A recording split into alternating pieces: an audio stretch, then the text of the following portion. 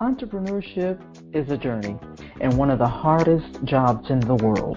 That's why if you want to be a successful entrepreneur, you must master the art of organization, productivity, and time management to keep you motivated. This is where the organizedpreneur comes in. With the organizedpreneur, you get the right tips, the right tools, and the right resources to help you simplify your life so that you can organize your business with ease. Start out by talking a little bit about what a system is and what my definition of what a system is, and then I want to talk about a little bit about um, how how there is a biblical principle that supports what we're going to be talking about. Okay, so um, I got to tell you, systems and processes are absolutely my favorite outside of talking about time management. I love to talk about systems and processes. And so, because you all know what the acronym for system is, right? I know you know it already. And so we'll talk a little bit about that. But one of the acronyms is save yourself time, energy, and money, right? And then another acronym would be saves you stress, time, energy, and money. So that is an acronym, for systems. Now, I also have my own definition of system, but I'll give you what a typical definition of what a system is. It's if you look it up, it's typically, or just a simple definition of a system is a set of principles or procedures according to which something is done, a framework or a method, an organized framework or a method. Now, I have an equation that I like to share for a system, which is a method plus a process is equal to a system. So, for example, in your business, you probably have a sales system. So you have a method for collecting a payment because you have to be able to collect a payment, right? In a sales system. So you have a method. Maybe you use PayPal or maybe you use Stripe.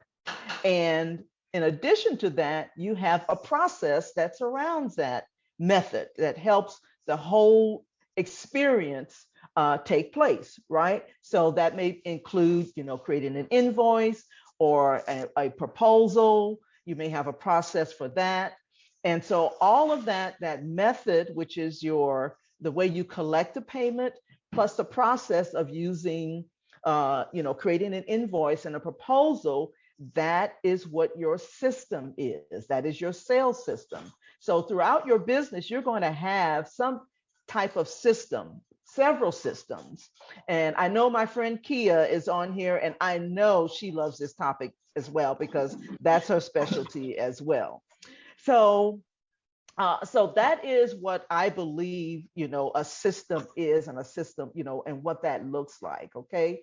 So the thing that I also want to share with you all today is that, as you already know, this is a faith-based community. And so we talk about God's system, we talk about biblical principles, we talk about Christ.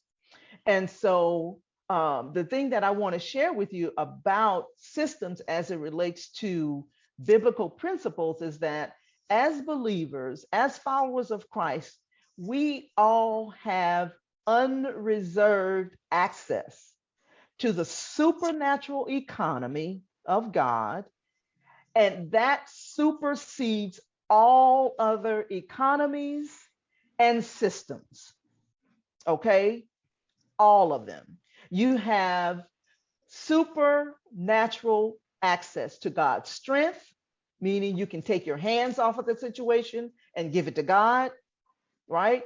You have supernatural access to God's strategies that set you apart and gives you a leading edge, right? You have access to systems. When you participate in God's way of doing things, his system and his process, his thinking, right? Then you are already on you already have the leading edge and you're on the winning side, right?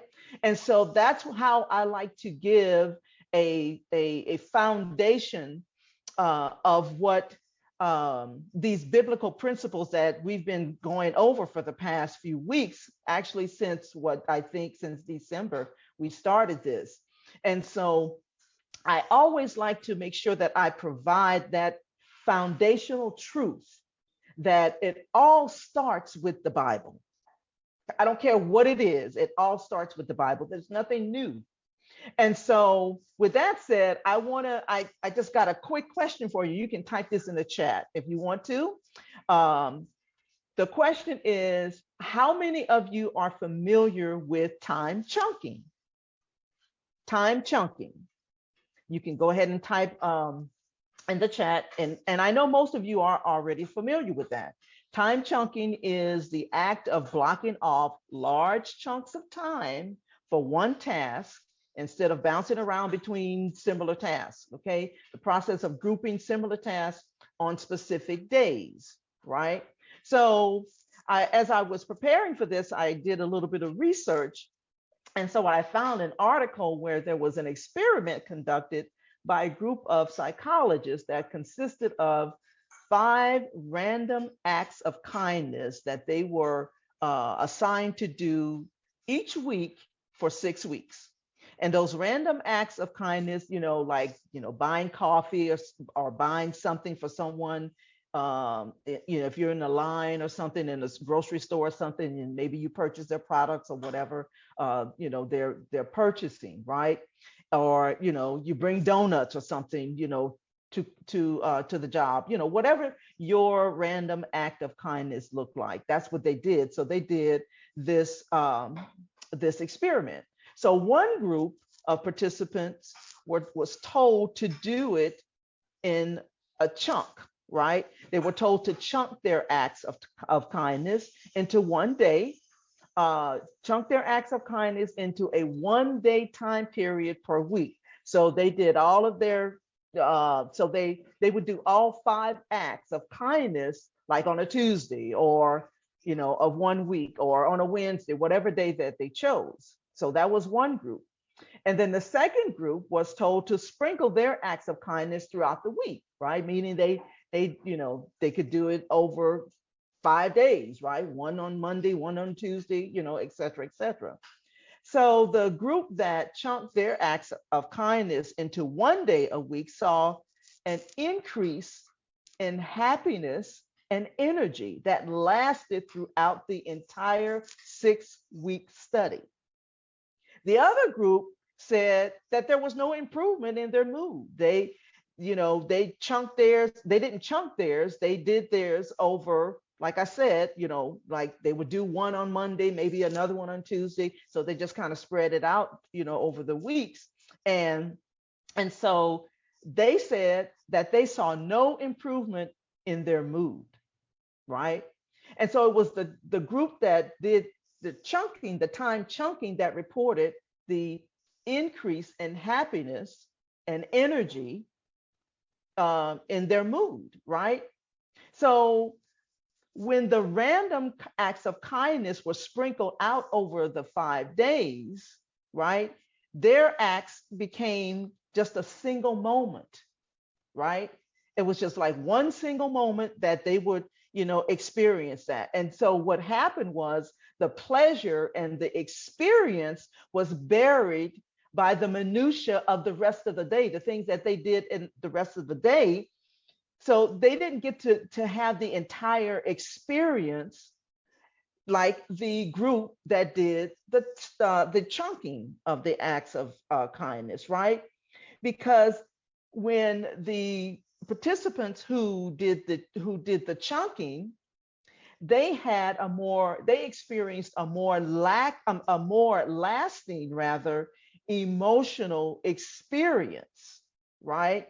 It had more emotional impact that lasted. They felt like they had made a difference in the lives of these random strangers by participating in these random acts, but they did it like they would pick one day where they did all of their acts of kindness. And so it had a more lasting effect.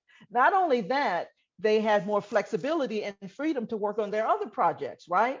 And do other things, right? So they didn't have to think about, their daily acts of kindness every day, right? And so they experience a more lasting emotional impact, right? And so, having said that, there's something to be said about doing this, the benefits of doing things like this, and your work when it comes to doing it in a methodical way of applying the time chunking approach, using that approach, right? Now, having said that, do you know that there is time chunking in the Bible? The process of grouping similar tasks on specific days is not new. It is actually in the Bible. Oh, how about that, right? So it was actually used in God's creation process. And if you go and you look at Genesis 1, verses 1 through 31, you'll see that. But I'm just going to give you this process, and you can go back and read it, for yourselves in Genesis. But here's how God used time chunking to create the world, to create everything, right? So here it is. On day 1, he created heaven and earth and light. That's one category. On day 2, he created the sky. On day 3, he created the land. On day 4, he created day and night and the seasons. On day 5, he created creatures, animals, birds, livestock. On day 6, he created mankind. And guess what happened on day 7? He rested. So here you have a blueprint from the Bible where you can apply time chunking. That's straight from the Bible. How cool is that, right?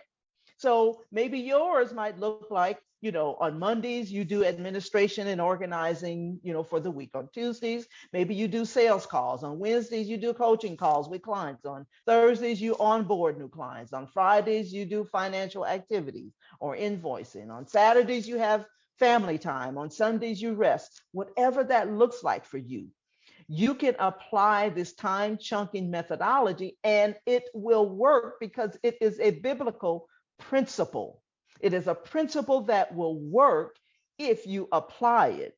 If you apply it to gain more control of your time, if you apply it to be more productive, if you apply it to have a more methodical approach to your week and your day and your projects, and the things that you get to do to serve your clients, right?